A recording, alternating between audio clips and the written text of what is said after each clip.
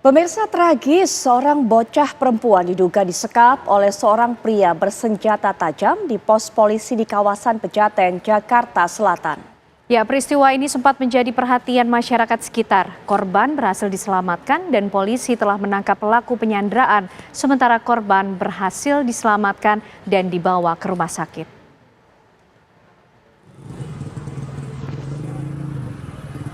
Ada pemandangan tak biasa yang terjadi di kawasan Pejaten, Jakarta Selatan, hari Senin siang tadi. Perhatian masyarakat dan pengguna jalan tertuju pada pos polisi di kawasan Pejaten, Jakarta Selatan. Di pos polisi tersebut ada peristiwa mengenaskan yang terjadi, di mana seorang anak perempuan disekap oleh seorang pria bersenjata tajam.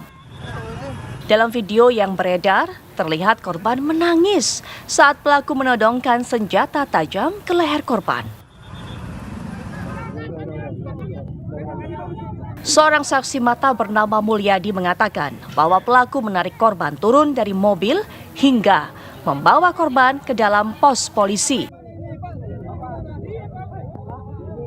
Anak kecil sama kaki tadi, alhamdulillah yang penting anaknya selamat. Selamat. Ini pakai apa bang tadi nyandernya? Pakai pisau. Kecil tadi tuh. Landerannya di mobil bang? Udah kurang tahu, pokoknya diseret dari arah mall, Dari mall diseret. Turun dari taksi bang. Turun dari taksi diseret, dibawa ke sini langsung. Dengan pendekatan khusus, polisi berhasil mengamankan korban, sementara pelaku penyanderaan telah dibawa ke kantor polisi. Yang penyandera kita amankan. Siap. Masuk sandranya selamat. Kita bawa ke Rumah sakit untuk anaknya ya. anaknya. Polisi masih melakukan pemeriksaan terhadap pelaku untuk mengetahui hubungan korban dan pelaku, serta motif penyekapan yang dilakukan oleh pelaku. Dari Jakarta, Robin Freddy, TV One mengabarkan.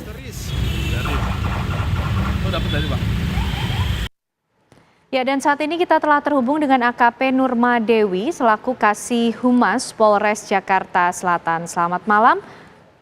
Selamat malam, Ibu Nurma. Selamat malam.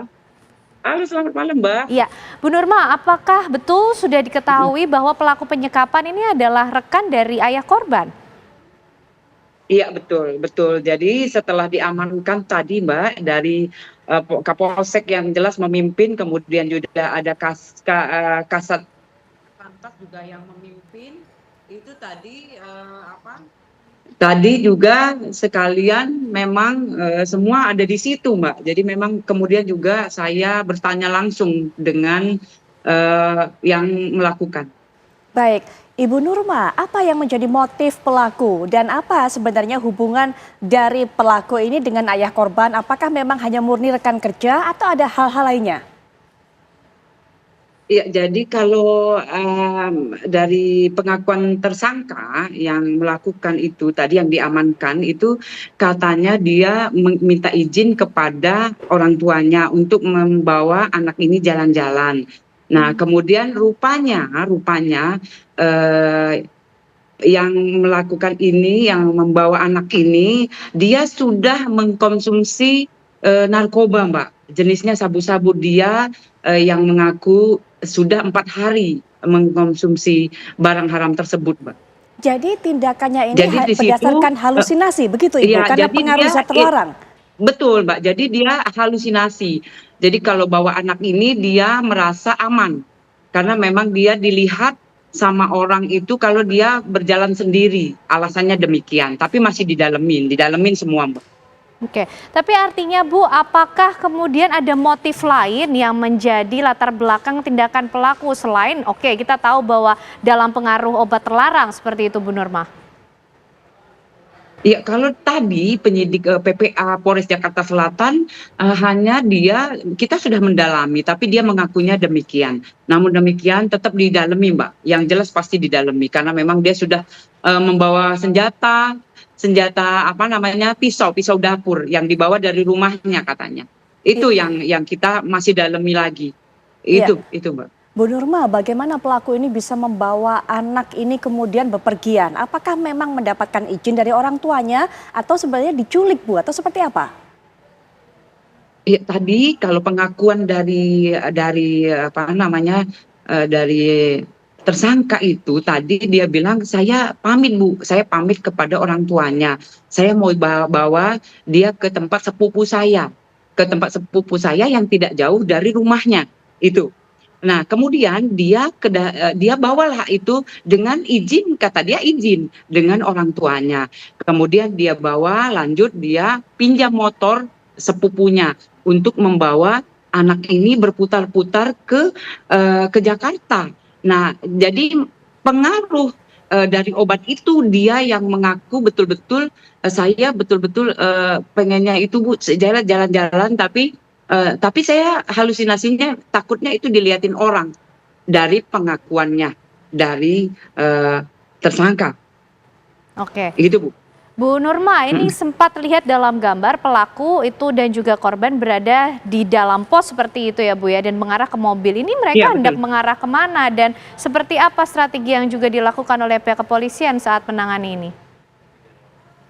Ya, jadi dari Kapolsek Pasar Minggu setelah dapat telepon dari warga bahwa di situ ada anak kemudian ada orang yang yang duduk dan dipanggil dia tidak menyaut. Nah, lanjut dia mengeluarkan senjata yaitu pisau dapur. Langsung diacungkan di lehernya anak tersebut. Nah, kemudian dari situ Kapolsek mengumpulkan anggota lebih kurang 20 orang, kemudian juga Kasat Lantas juga datang ke TKP. Nah, kemudian juga dibantu dari Babinsa, warga masyarakat terutama yang ada di situ mengamankan tempat, lanjut bernegosiasinya Kapolsek bertanya langsung, mohon maaf Bapak, kita akan menyelamatkan alasannya kita untuk keluar dari sini biar pokoknya dengan bernegosiasi biar anak ini selamat, itu tujuan dari Kapolsek gitu Mbak.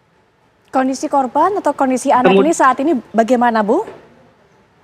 Masih sudah diserahkan ke orang tuanya. Jadi kemarin tadi juga sempat dibawa rumah sakit karena memang takut ada goresan karena memang diacungkan ke leher kemudian di perutnya. Itu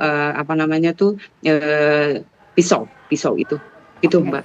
Keterangan dari orang tua korban seperti apa Bu? Termasuk hubungan dengan pelaku, apakah kemudian ada masalah atau seperti apa? Dari keterangan orang tuanya, terutama ibunya itu sudah mencari sama bapaknya, tapi kan tidak ketemu. Namun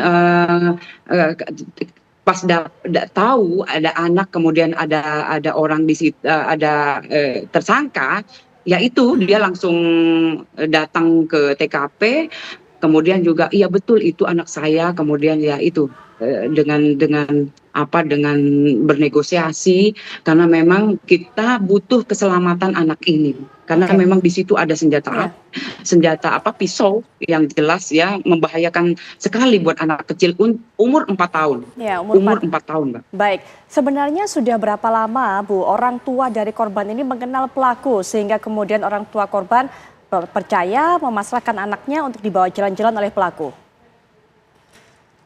Dari keterangannya, jadi dia baru kenal dua bulan. Katanya saya ada bisnis dengan bapaknya, ada bisnis. Nah, tapi kita masih didalami itu semua, karena memang kita harus dalami semua itu, Mbak. Dengan pengakuannya, apakah betul atau semua pasti didalami. Nah, kemudian setelah kita memeriksa dan memang kejadiannya dibawa dari Jakarta Timur, kita berkomunikasi dengan Polres Jakarta Timur, terutama dengan PPA.